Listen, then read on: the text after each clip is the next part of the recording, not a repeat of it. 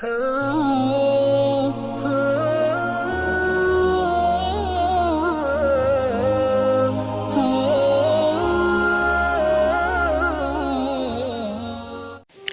mudah-mudahan Allah jaga hati kita, baik ketika kita diuji, bahkan ketika kita diberi nikmat, supaya dalam dua keadaan ini kita tetap menjadi mukmin yang ajaban, yang ideal, yang baik, yang insya Allah Allah suka sama kita.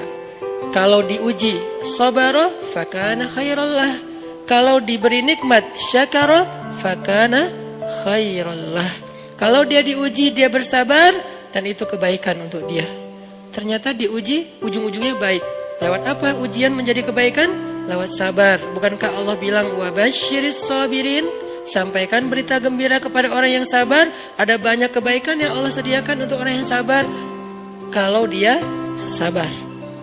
Dan kalau diberi nikmat syakara, kalau diberi nikmat dia bersyukur, fakana khairallah. Kenapa nikmat kok menjadi kebaikan?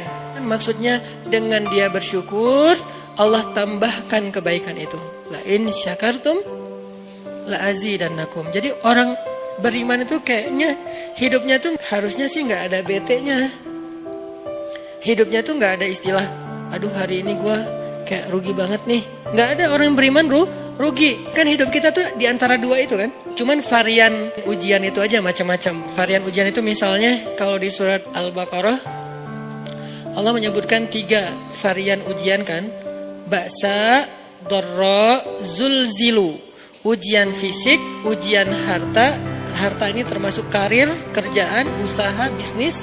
Dan ujian zulzilu, ujian perasaan, termasuk diputusin, atau orang yang dekat sama kita jadian sama yang lain, atau mungkin di-unfollow oleh ya gitu deh. Saya kalau udah ngebahas bab ini agak gimana gitu. Jadi 3 varian ini masuk kategori apa? Masuk kategori ujian. Tetap aja 2. Kalau nggak ujian nikmat. Antara 2 itu nih. In asabathu sarra syakara wa in asabathu dharra sabara. Udah gitu aja. Dan nanti bahkan sampai ayatnya gini.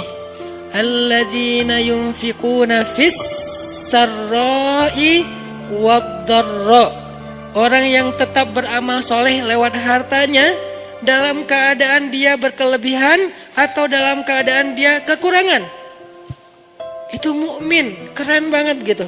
Dia tuh nggak pernah kehilangan kesempatan berbuat baik, baik beramal soleh ketika dia dalam keadaan dikasih nikmat, maupun beramal soleh ketika dia dikasih ujian, tetap aja beramal soleh.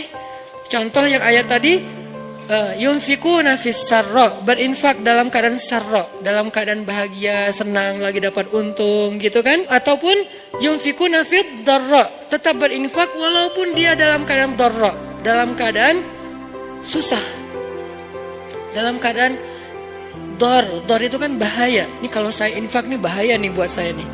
Kalau saya kasih nih saya kayak nggak ada tabungan buat mahar nih. Kalau saya kasih ke dia, terus saya gimana? Gitu kan? Ini dor banget nih, bahaya banget nih. Tapi dia tetap berinfak. Siapa yang mencontohkan hal seperti itu? Selain pastinya Rasulullah, udah gak diragukan lagi. Yang jadi kayak simbol berinfak walaupun dia butuh. Orang-orang Ansor, yu'thiruna ala anfusihim walau kana bihim khasasah. Mereka mendahulukan orang muhajirin atas dirinya sendiri, walaupun sebetulnya dia juga butuh kepada kebaikan itu.